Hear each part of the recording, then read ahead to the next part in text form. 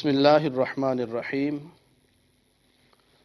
سوال یہ کیا گیا ہے کہ اللہ تعالیٰ کی عبادت میں احسان کا مفہوم کیا ہے؟ اللہ تعالیٰ کی عبادت میں احسان کسے کہتے ہیں؟ تو دیکھیں، عبادت میں اللہ تعالیٰ کی طرف پورا دھیان، پوری توجہ رکھنا یہ احسان کہلاتا ہے۔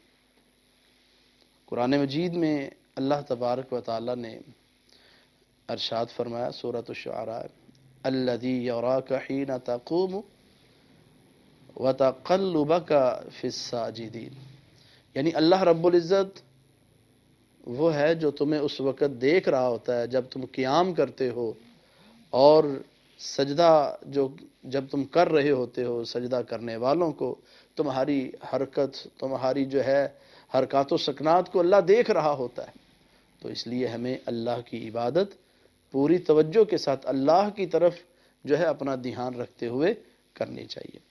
اور رسول پاک صلی اللہ علیہ وسلم کی حدیث بھی ہے، صحیح مسلم میں حدیث کا نمبر 8 ہے۔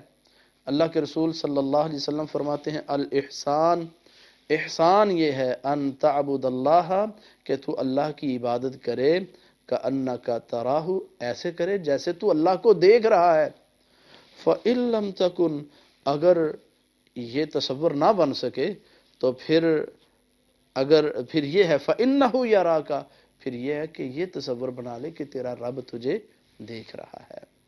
جب یہ تصور بن جائے گا تو پھر بندے کی پوری توجہ وہ اللہ رب العزت کی طرف ہی ہوگی۔